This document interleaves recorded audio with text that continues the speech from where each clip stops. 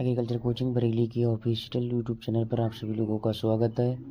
आज हम एग्रोनॉमी के 25 वेरी इंपॉर्टेंट एमसीक्यू लेकर आए हैं जो सभी परीक्षाओं के लिए महत्वपूर्ण है, जैसे AGTA, TGT, PGT, cane supervisor, lower PCS, all other agriculture exam के लिए महत्वपूर्ण होने वाले हैं। तो आइए आज की वीडियो शुरू करते हैं। सस्य विज्ञान किस भाषा के शब्दों से बना है? ए लैटिन, बी ग्रीक, सी अरबी, डी फ्रेंच।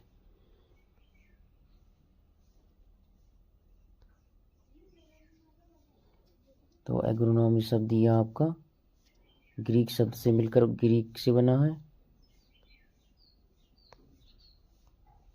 ऑप्शन इसका बी एग्रोप्लोनोमोस। तो ऑप्शन इसका बी होगा सही।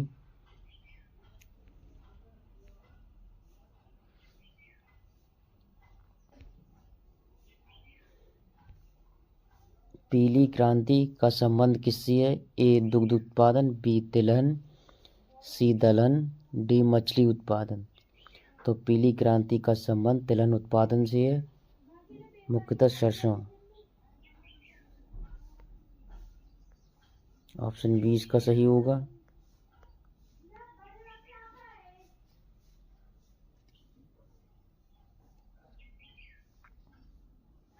दुग्ध का होगा श्वेत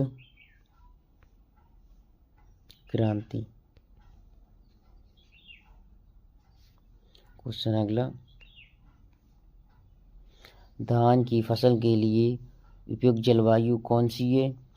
ए उष्ण और शुष्क, बी ठंडी और नम, सी उष्ण और नम, डी इनमें से कोई नहीं। धान की फसल के लिए उपयुक्त जलवायु होती है वो उष्ण और नम जलवायु सबसे अच्छी रहती। तो ऑप्शन इसका सी होगा सही। सी ऑप्शन इसका सही होगा। क्वेश्चन अगला, मृदा में नाइट्रोजन स्थिरीकरण करने वाली फसल है? ए मक्का, बी गेहूँ, सी चना, डी धान। तो मृदा में जो नाइट्रोजन स्थिरीकरण करने वाली फसल है वो आपकी चना है।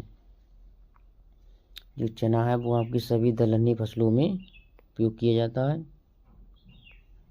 तो सी ऑप्शन इसका सही होगा। धान का ओराइजर सटाइवा नाम, मक्का का जियामेज, मक्का का आपका जियामेज, गेहूं का टेटिकम एस्टिवम। गेहूं और धान आपके ये ग्रैमनी कुल की फसल है।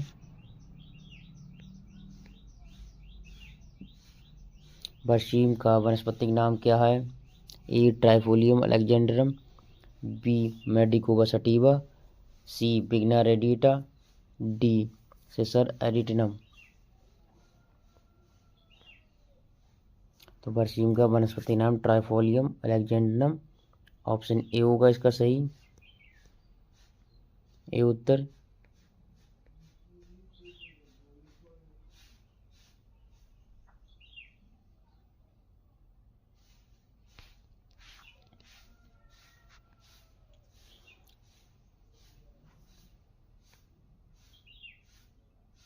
ये सीड रेट हुई है फसलों की, ये भी इम्पोर्टेंट है आपकी क्वेश्चन के लिए।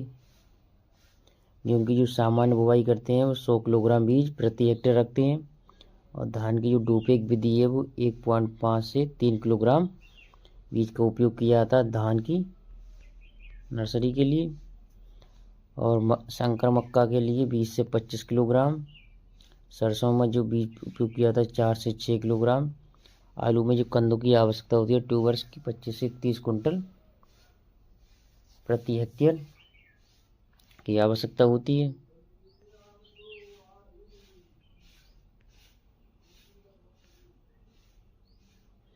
तो जो ये सभी क्वेश्चन जो बीज दर हैं ये सभी इम्पोर्टेंट हैं, तो इनको ध्यान रखना है।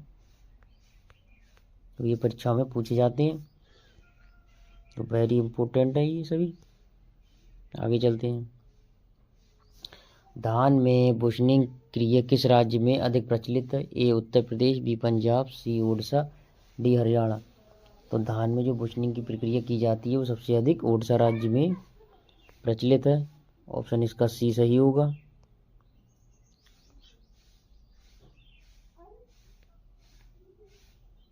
जीरो टिलेज के जनक कौन है? A M S Swaminathan, B J B Triplett, C Norman Borlaug, D Jethro Tull. तो जीरो टिलेज के जनक हैं वो आपके जे बी ट्रिपलेट है।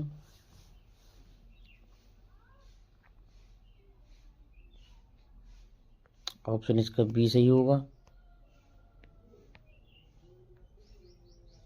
CRI अवस्था किस फसल से संबंधित है? ए मक्का, बी गन्ना, सी गेहूं, डी कपास। तो CRI अवस्था किस फसल से संबंधित है? तो ये आपकी गेहूं से संबंधित है, जो 21 दिन बाद अपनी सिंचाई करते हैं। दूसरी सिंचाई 40 से 45 दिन। तीसरी सिंचाई 60 दिन से 65।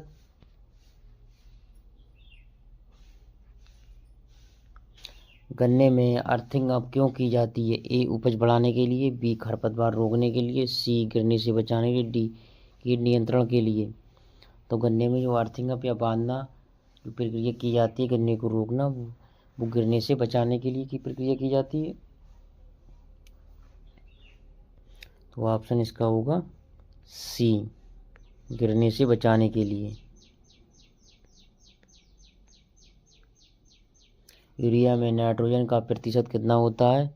तो ये 46% होता है।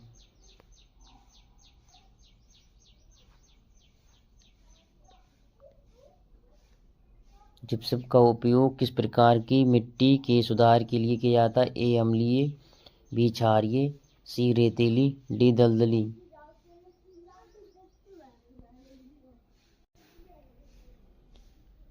तो जिप्सम का उपयोग किस प्रकार की मिट्टी सुधार के लिए किया जाता है? तो ये किया जाता है क्षारीय मिट्टी सुधार के लिए। बी ऑप्शन होगा इसका सही। पौधों के लिए अनिवार्य पोषक तत्वों की संख्या कितनी है? ए 12, बी 15, सी 17, डी 20। तो सी ऑप्शन होगा इसका सही। पहले 16 थी, अब 17 हो गई है।